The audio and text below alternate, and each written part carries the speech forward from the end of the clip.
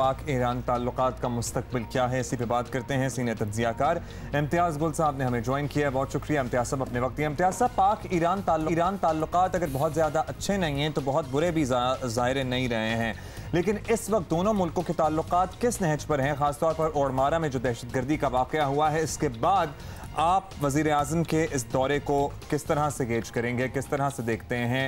कोई फ़ायदा होगा इसका? देखिए, पहले तो आप कुछ कराची के कचरे की बात कर रहे थे जी, सफाई की बात कर रहे थे, तो मैं कुछ अर्सा पहले ही गया था ईरान, तेहरान। वहाँ देख के इंतहाई खुशी हुई कि बहुत सफाई पसंद लोग हैं। और जो मेरे ख्याल हुमा ने बात की कि हम खुद भी शायद उसके ज़िम्मेदार हैं कि उसमें लोग घर तो साफ़ कर लेते हैं, घर के बाहर कूड़ा फेंक देते हैं। तो मेरा ख्याल बड़ा अच्छा आपने ये मौजू उठाया कि ये सिर्फ हुकूमत की ज़िम्मेदारी नहीं होती बल्कि आवाम की भी ज़िम्मेदारी है अपने मुल्क को, अपने मोहल्ले को साफ़ रखना। जहाँ तक ईरान के साथ ताल्लुकात की बात है, ये कोई अच्छे नहीं हैं। और जो शाह महमूद कुरैशी साहब ने 2-3 दिन पहले प्रेस कॉन्फ्रेंस में जो बातें की, उसमें बस उन्होंने सिर्फ एक भारत का नाम नहीं लिया, बाकी बात उन्होंने कर दी। और उसकी इस वक्त जो जहद बनी हुई है इस ताल्लुकात की, वो ये है कि भारत ने पाकिस्तान के ख़िलाफ़ एक मगरबी सरहद यानी अफ़गानिस्तान से एक फ़्रंट खड़ा किया हुआ है। अब एक जनूब मगरबी यानी ईरान की तरफ से भी एक फ़्रंट खड़ा कर दिया, और मशरक़ी हमारी सरहद पे तो वो ख़ुद मौजूद है।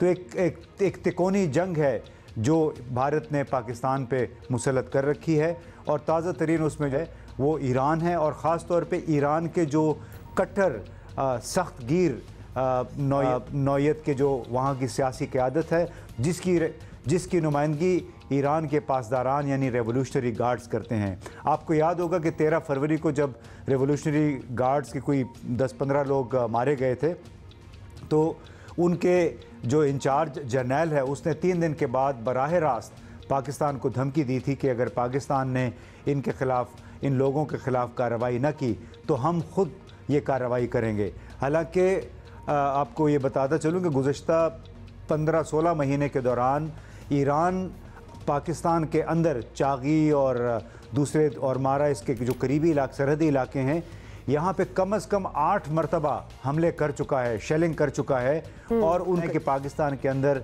ये जैश अल अदल है जो कि ईरानी बलोच हैं जो कि पाकिस्तान के अंदर छुपे हुए हैं, कि ये लोग ज़िम्मेदार हैं ईरानी पासदारान पे हमले करने के। तो ताल्लुकात बहुत इस वक्त नाजुक आपने बैकग्राउंड बता दिया, but we are also looking for some suggestions here. आपके ख्याल में ऐसे कौन से 1-2 ही अगर आप सजेस्ट कर सकें बुनियादी इक़दाम हैं जो आप समझते हैं दोनों मुल्कों के लिए बहुत ज़रूरी हैं, ताकि ईरान और पाकिस्तान के दरमियान महज नुमाइशी के बजाय एक्चुअल हकीकी दोस्ताना ताल्लुकात भी कायम हो सकें? देखिए, मौजूदा हालात में बहुत मुश्किल है दोनों मुल्कों के लिए, क्योंकि ईरान पे अमरीकी पाबंदियाँ लगी हुई हैं, और उन पाबंदियों के बायस कोई भी मुल्क बराह रास्त ईरान के साथ बाकायदा या बाज़ाब्ता तिजारत करना नहीं चाहता है। लेकिन मेरा ख्याल है सबसे बड़ा एक कदम ये होगा कि इस वक्त जो एक अरब डॉलर के बराबर दोनों के दरमियान तिजारत होती है, उसको बढ़ाने के लिए फ़ौरी तौर पे 2 मज़ीद बॉर्डर क्रॉसिंग पॉइंट्स हैं, वो काफ़ी अरसे से ज़ेर बहस है, उनको ऑपरेशनलाइज कर देना चाहिए ताकि बार्टर ट्रेड कम से कम हो सके और उसको 1 अरब से 2 अरब तक बढ़ाया जा सके। तुर्की ने ऐलान किया है कि अगले 5 साल में वो अपनी 2 तरफ़ा तिजारत ईरान के साथ 10 अरब डॉलर से 30 अरब डॉलर तक ले जाएगा। उन्होंने कोई परवाह नहीं की अमरीकी पाबंदियों की। दूसरी बड़ी बात मेरा ख्याल है हमारे वज़ीर आज़म को ईरानी क़यादत की गोशगुजार करनी होगी कि ये जो ऑर्गेनाइज क्राइम है और इसमें नॉन स्टेट एक्टर्स हैं, वो दोनों मुल्कों के सरहदी इलाकों में सरगर्म हैं। लिहाजा उसकी ज़िम्मेदारी आप बराह रास्त हुकूमतों पर ना डालें, और ना ही इस किस्म के बयानात मीडिया के ज़रिए दें, बल्कि इंस्टीट्यूशंस यानी इदारों के ज़रिए ये बातचीत करें और मुश्तरका मैकेनिज़्म कायम करें इंसदाद दहशतगर्दी के लिए। Imtiaz Gul sahab, very useful suggestions, thank you very much for talking to us.